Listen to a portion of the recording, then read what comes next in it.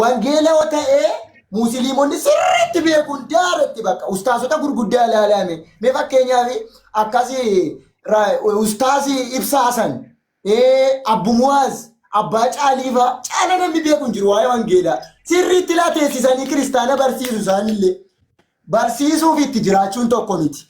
Nama barsiisuun dura hubannaa ogummaa qabaachuu nama hubannaa ogummaa qabaachuu jechuun dura ofii isaati hubannaa ogummaa qabaachuudha malee barsiisuu ta'e miliyoon dirribaa utuu nam barsiisa ta'e wangeela namni caala barsiisu tokko illee hin jiru. Oon iddoo quxurii isaa beekuu baadhe.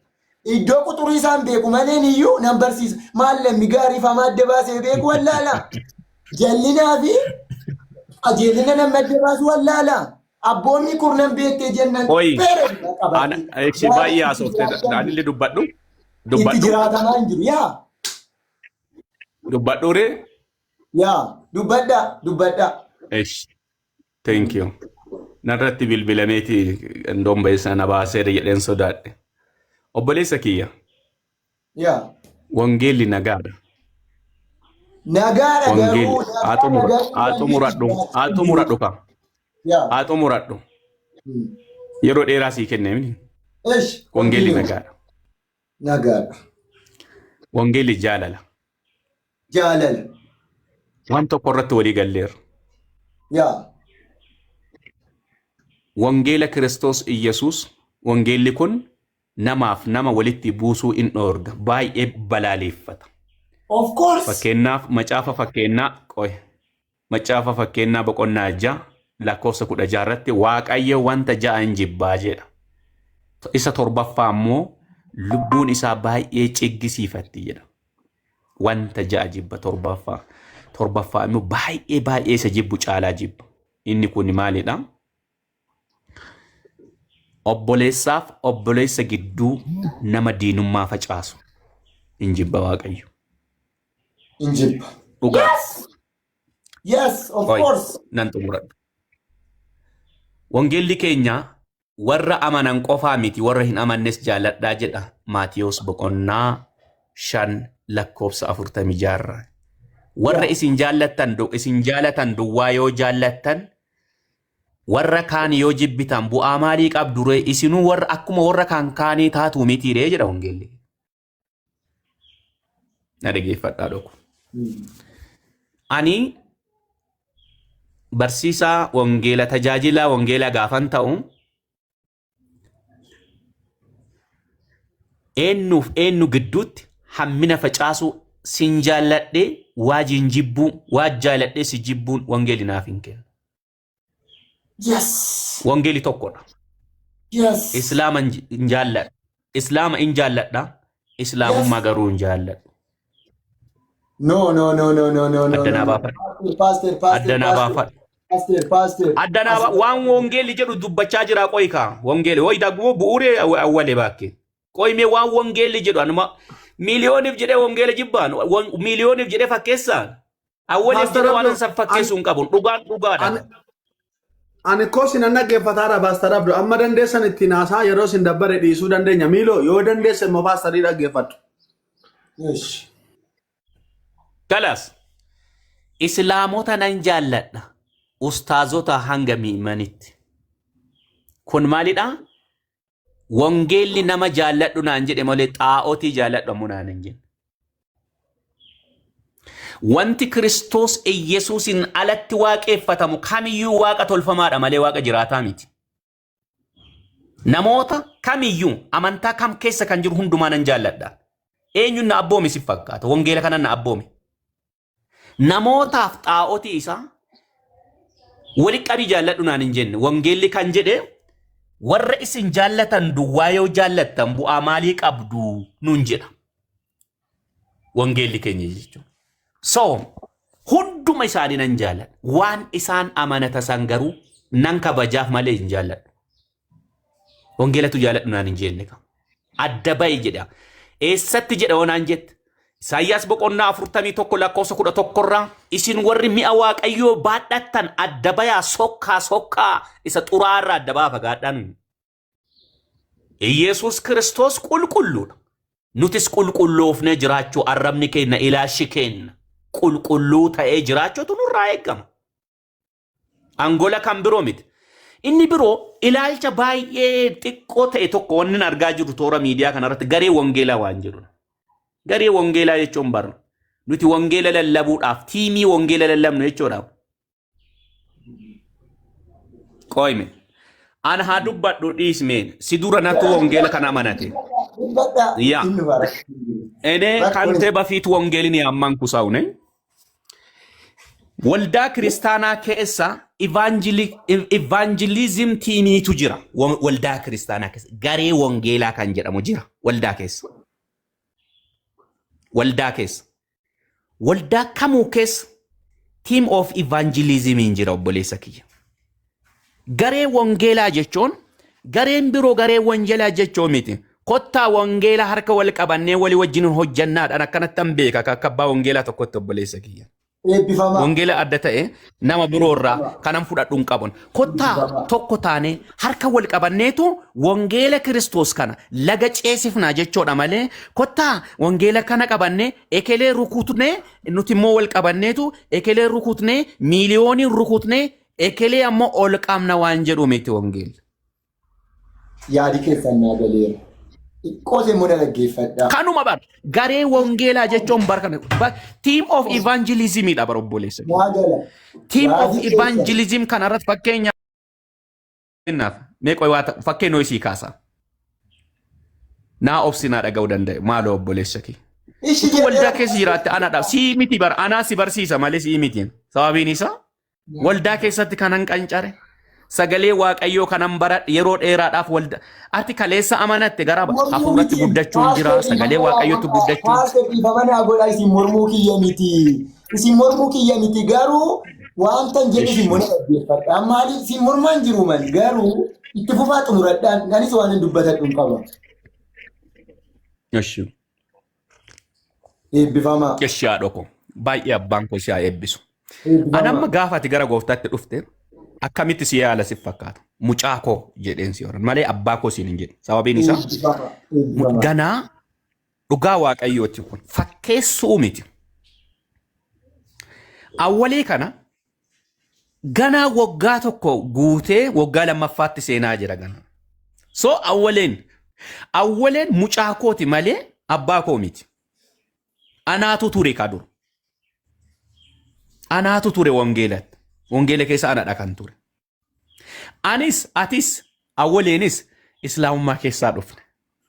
Gara wangeela isa tokkichatti, gara Kiristoos isa tokkichatti waamamne, gara karaa fayyinaatti waamamne. Obboleessa kiyya nam tokko utuu wangeela addaan hin baafatin dhaloota baay'ee kan burjaajessan jiraachuudhaan tajaajilaa fakkaatan akkuma ati dura dubbatte. Warri wangeela fakkeeffataniitu warri wangeelatti fakkeeffataniitu wangeela kanaan daara ba'uu barbaadan jiru. Kun dhugaadha. Kun dhugaadha. Jiraachuun ni mala warri akkasii. Namoota wangeela maqaa wangeelaa ta'an gurgurataniif nagadaniif jennee taadaa wangeelaa fi wangeelummaa arrabsinuure. Nandem wanni akkasii hin taatu. So wangeelli wangeela, wanjallis wanjala. Dhugaan dhugaadha. Sobni soba. Amma bu'uurri dubbii kennaa eessarraa ka'e. Waaqni jarri waaqeffatuuf kan keenya waaqeffannu tokko miti. So jara jaalachuu qabna moo jibbuu qabna? Jaalachuu qabna. Isaan amma nu yaa absolutely bakka walii galle. Jaalachuu qabna moo jaalachuu hin qabnu? Jaalachuu. Gaaf tokko mana awwalee kana teennee right dhugaadha. Mana awwalee kana keessa teennee indoom ijoo dubbii kan kaaseyyuu awwaleedha. Dubbii keenya keessatti maaliidhaaf nama qeeqnaa? Dubbiin keenya sirriidha jedhee kaasee jiru. No qeequu hin qabnu. Fakkeenyaaf ana amma gasti roon ol baasee nam tokko walii mari'annaa meekootu jedheen gaafan ol kaasu na arrabsu. Na arrabsu. Quunceen irraa gadi quuncisaniitu na arrabsu. Yeroo tokko maal si godha? Narveessi si godha. Gadi buusta. Warra sammuu isaa nagaa wajjin haasa'uudhaaf yaalii godhudha.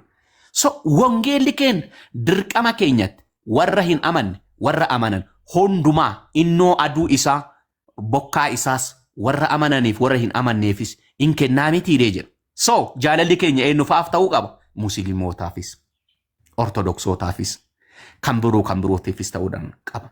Garuu ammoo isaanii wajjin xallaa isaanii dhugnaa. Isaanii wajjiniin silatii isaanii bataskaana dhannaa. Isaanii wajjiniin guyyaa jimaata maal goonaa. Isaanii wajjiniin wanti guyyaa isa saniitti guyyaa isa kanaa waliin kabajuu fi qabna. No, kuni xaa'ootiidha. Xaa'ootii fi waaqayyo walitti tokkummaan qaba. Seexanneeti jedha macaafni qulqulluun. Manni qulqullummaa tokkummaa waliin qabu. Eessatti jedha jechuu dandeettan akka tasaa. Qorontoos isa lammaffaa boqonnaa 6 lakkoofsa 18 irra jira. Tokkummaan qabna. Garuu akka namaatti nuti tokkodha. Ni jaalanna. Ammatti fakkeenya utuu gooftaa Yesuusii waakkatte utuu dhiiste baay'een si jaaladha. Dirqama kooti ka.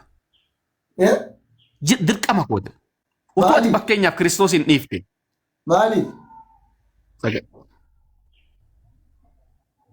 Okay, yaada kootu siif hin galle dhugaadha. Fakkeenyaaf hin jedhena. Na dhaggeeffadhaa ittiin deebi'an immoo jechuudha. Dhaggeeffadhaa waa tokko wanti walii galuu qabnu akkuma sila jedhee kitaabni qulqulluu yookaan wangeelli qulqulluun kitaaba istirii ta'eera. Hin barsiisu malee ofii isaaniitii ittiin jiraanne maqaan isaanii Phexroosii, Iyyaasuudha, Maatiyoosii, Iyyoobii. Garuu hojiin warra barsiisanii warra wangeela barsiisanii harki 98% hojii daabiloos, hojii seexanaa, hojii 666, hojii illuminaantii miilla isaanii tokko waldaa keessa kaanii, cherchii keessa kaanii miilla isaanii tokko immoo iddoo biraa gochaa jiru. Dhaggeeffadhaa isinittiin hima. Warri akkanaa kun immoo birriidhaaf bizinesiidhaaf deemu waanta ta'eef illuminaantiin yookaan 666 dhufanii kana godhi yoo ittiin jedhan dirqama numa taasisuun warra akkanaa jechuudha. Dabalataanis ani musliima nan jaalladha, islaamummaan jaalladhu jettan. Wangeelli immoo kan inni lafa kaa'e diina keellee jaalladhu. Yoo namni hanqaaquu bofaasii kennellee hanqaaquu hin daanqolaadhuu fi jibbaan hin deebisinii. Jaalala maal jibba jaalalaan deebisi jechaa jira jechuudha. Kanaafuu maaliif jibbita? Ishee kan addanaan hubanne. Hin hubanne. No, hin hubanne ka hubannaa dhabuu kan kee adda sii baasa qoy. No, hin hubanne. Filiis obboleessa kiyya. No. Lakki daar karaa qajeela deemuun barbaachisaadha qoy. Ani kan nan jaalladha jedhe. Dhumarratti dubbatattu. Ani kan nan jaalladha jedhe musliimootadha. Ani kan nan jaalladha jedhe musliimootadha. Warra amanticha duukaa deemudha. Namootadha kanan jaalladha. Muslima nan jibba islaamaan jaalladhu hin jenne. Akkasii miti. Afaan Oromoo asirreeffama. Ani kan nan jaalladha jedhe. Ooyime. Ani musliimoota nan jaalladha. Amanticha garuu. Sinii kenne miti. Bakka itti fufamee. Ilaalan tuffatinaa dha. Itti fufaas. La itti fufna eebbifama. Ela. Awwali qoyyaa waa tokkoon lafa kaa'u. Yoo xumurtan biraa deemna kaabaa tarabdo. Bakka dhiisi deemaniiru. Amma miiloo. Oo dhaggeeffadhu laa awwali. Dhaggeeffadhu waa tokko wal fichisiisnee deemna. Laa dhaggeeffadhu. Diina keessan illee jaalladha. Nuti immoo diina hin qabnu lafa kanarraa. Isa polotikaa minaamini dhiisaasin. Polotikaa amantii keessa gale dhiis. Kuni akkuma walii galaatti. Deemuu barbaadde? No, ni falkinna qabee qoy. Doonii mosii galchee qoy. Qoy dhaggeeffadhu sittin hima. Laa dhaggeeffadhu. Walee koo dhiifama waliinii ilaa sin kabanya hundumti keenya iyyuu siifan seene malee midhaan wajjin haasa'uudhaaf miti. Buleessi kun nama dhagaa hin jiru yaada namallee hubataa hin jiru. Geemii waliin taphattu ta'e geemii waliin taphadhaa. Dhimma keenya garuu lammataa si waliin akka inni dubbannu siif hin ayyamnu nuti. Maaliif? Dhimma kiristiyaanotaa si waliin dubbannu. Leebaa yoo jenne maal? Leebaa waldaa Leebaan si udaan kee fixxee. Yoon dubbadhe maal? Udaan kee fixxee udaan nyaachuu sirraa kunnee barnuuti. Afaan kee walitti. Nama udaan nyaatu si jammar nama goonee wajjin haasofnee afaan keelitti qabamu. Afaan keelitti qabu. Nama udaan nyaatu nama goonee wajjin haasofnee si jammar silayyuu si nuyi kan balleessa. Afaan kee qabu. Gaaree wangeela ijaarree nama nyaachaa jiru. Nama kanaa wajjin lammata waa'ee kiristaanotaa, waa'ee namoota dhuunfaa kiristaanotaa. Bareetuyyuu keessa innaatiin libda.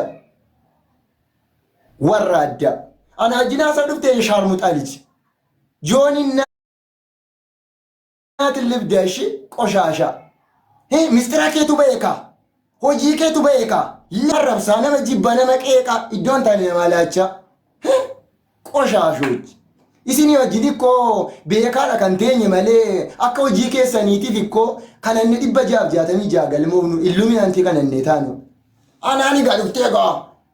Awwalee gaa dhuftee gaa doorsista gaa. Aki awwalee ma doorsisi malee an miliyoon dirribaa miti. An boriin shaadaa qabadha namuun barbaade. Dhaggeeffa sitti nima. Dhaggeeffadhu. Hundaa'u karaan sirriin islaamummaadha. Dhaggeeffa sitti nima. Karaan sirrii hundaa'u islaamummaadha. Islaam salaam foon haadha koo na nyaachisu. Qaldiin hin jiru waan takkana. Dhaggeeffadhu gaa amma kan dhufee qaalaatii tokko yookaan jecha tokko dhufee naa wajjin haasa'uu hin dandeenye gaa dhufee gaa ani miliyoonii ilaalee miti awwalee fi ilaaleen dhufa lammata mana miliyoon dirribaatti si arguu hin qabu. Dhaggeeffadhu. Nama hin jaallatu taanaan amantii nama hin kabaju taanaan amantii islaamaa hin kabaju taanaan amantii musliimaa hin kabaju taanaan islaama hin kabaju taanaan dhiira isaanii dubartii isaanii sheekota hin kabaju taanaan ustaazota hin kabaju taanaan darasoota hin kabaju taanaan Haji muftiin dirisillee du'eera.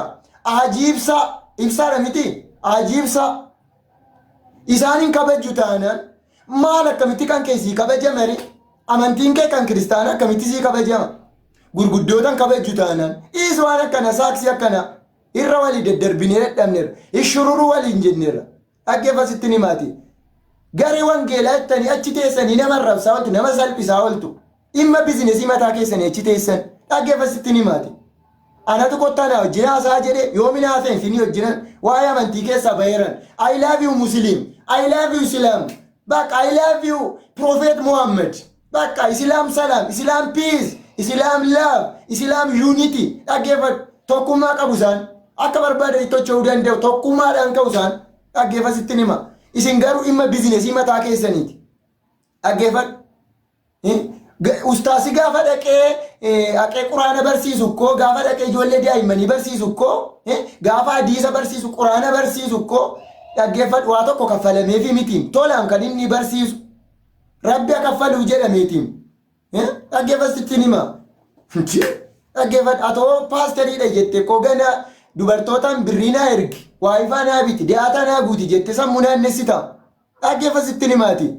Isin ilaaleen taa'e moo nakkeessan mistira keessan ganaan lafa diiga yookaan miliyoon dirribaatu badaa yookaan warra paasteriidha jettee warra raajiidha jettee afuuftutu bada lafa kanarraa hangaa sana miliyoon dirribaa miti miliyoon dirribaa gaafa dhalattee duute yoon bees lafan ciniinan dhaggeeffa sitti himaati. Haca barbaarii hojii aqiiti saaksii akkana aqii saaksii kee hojjedhu aqiiti hanna kee ati beenu hattu leebochi demmo amma gaa hojii gaarii hojjette gaa amma gaa eeuduma joonii paasterii godheedhaam joonii kana qee paasterii godhe kan hojjeta wangeelaa godhe eenyu haca barbaarii akka isheettee dookimentii sobaa baasifatteetu ittiin hojjetti.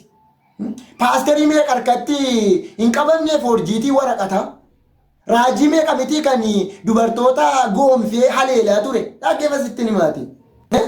Hundammoo miti an hundaan hin jenneen warran ittiin jedhan beekan raajii sobduu baay'atteen jirtu warri sobaan hojjetan yoo xiqqaatanii harka 100 keessaa harki 98% raajota sobduu amantoota sobduu paasteroota sobduu apoostilii sobduu amma kan akka waajiif amma maalitti lakkaa'amu amma dhaloota wal nyaachisu islaamaaf kiristaanii akka wal nyaatu islaamaaf kiristaanii boora akka karaa darbaa wal dhoowwatu masgiidii akka gubatu beeti kiristaaniin akka gubatu cherchiin akka gubatu warra aalami jeessanidha warra akka waajiifa yaallatu jibbitus yaa hojii hojjechoo barbaadde mishineerii bayitii hojjedhu bayi aki bishaan booruu dhugiitii deemi waldaa babal'isi deemi wangeela babal'isi onlaayinii irra teesse nama waliin nyaachisin of course dhimma mataa keeti oona jibbite dhimma mataadhaan dhaabbadha qiiti dhaggeeffa sitti himaati baay'ee haasofta ansi ilaalee miteen kan hin taa'an dhaggeeffadhu.